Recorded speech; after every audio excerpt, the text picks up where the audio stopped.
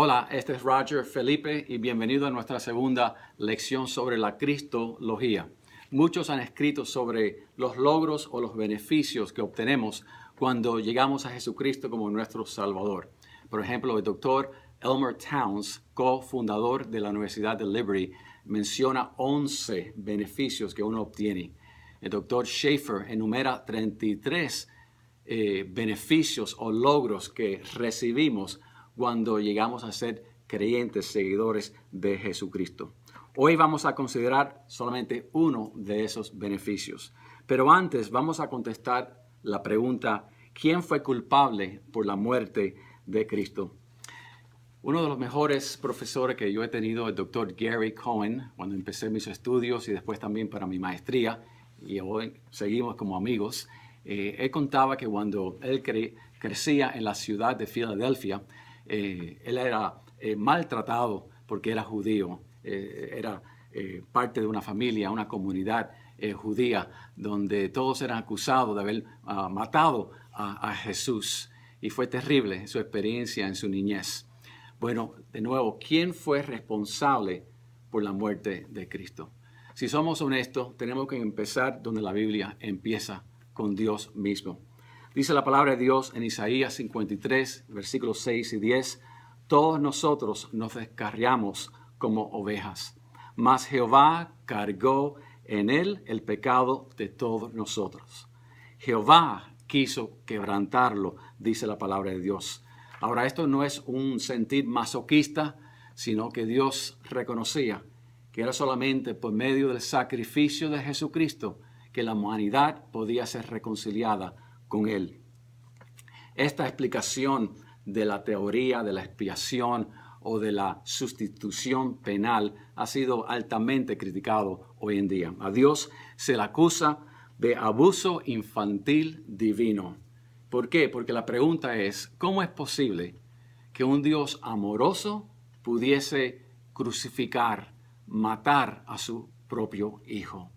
Y esto carece de dos puntos. Primeramente, descuidan el hecho de que en la cruz encontramos, sí, la justicia de Dios. O sea, tenía que haber derramamiento de pecado para que hubiese remisión, derramamiento de sangre para que hubiese redención o perdón de pecados. Y Dios demandaba y demanda perfección. Solamente Jesucristo pudo ser el Cordero de Dios. Y el segundo carece de lo que la Biblia misma enseña, que nadie tomó la vida de Jesús, sino que Él mismo la puso por su voluntad. Y esto es lo que encontramos, que Jesús mismo puso su vida.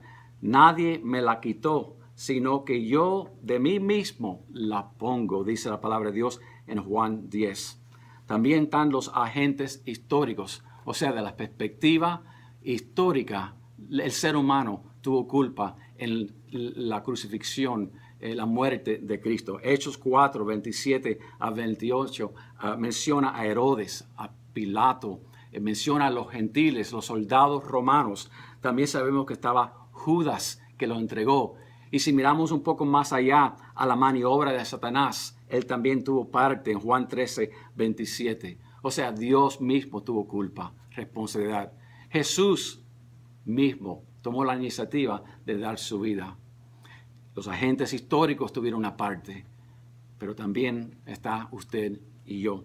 Dice la Biblia en Juan 3, 16, porque de tal manera amó Dios al mundo que ha dado a su Hijo unigénito, para que todo aquel que en Él cree no se pierda porque han pecado contra un Dios santo, sino tengan vida eterna.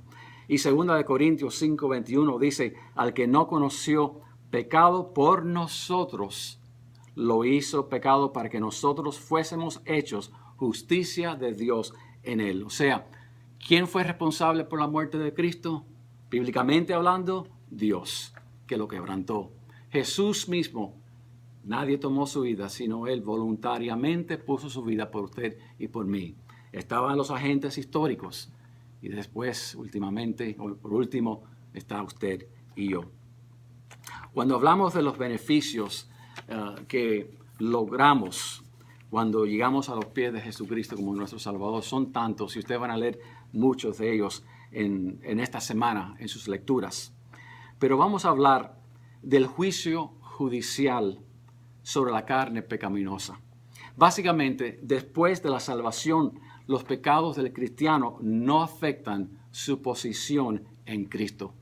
Algunos se asombran cuando escuchan tal declaración y dicen, ¿cómo es posible? Bueno, la muerte de Cristo ejecutó un juicio final sobre nuestra posición como pecadores delante de Dios. O sea, en lugar de continuar cargando con el pecado de Adán que fue imputado sobre nosotros, ahora se nos ha atribuido, cargado, imputado la justicia de Cristo. O sea, antes que vino Cristo, estábamos bajo lo que se llama la culpa judicial o legal. Éramos culpables por el pecado de Adán, pero también por los pecados que intencionalmente cometemos cada día.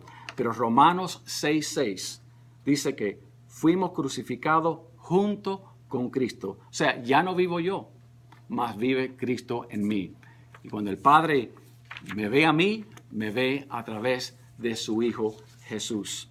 Esto significa que el hombre viejo murió. Romanos 8:1 dice que no hay condenación para los que están en Cristo Jesús.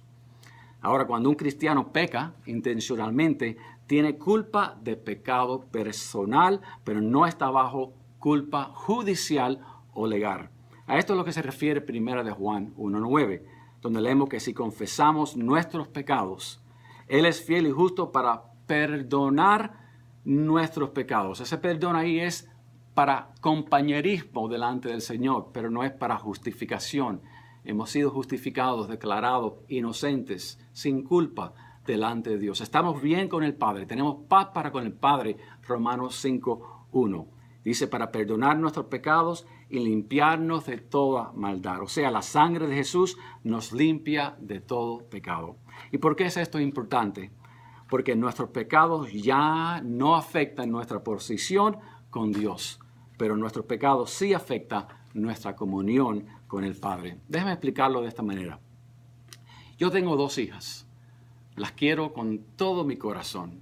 Saben que no hay nada que mis hijas pudiesen hacer que fuera a quebrantar, interrumpir, acabar, terminar con mi relación con ellas. Porque la relación que yo tengo con mis hijas es inviolable. Yo soy su padre y ellas son mis hijas. Ahora, mañana ellos pudieran cometer un pecado, un error, hacer algo que causara tristeza. A lo mejor afectaría nuestro compañerismo, pero nunca nuestra relación.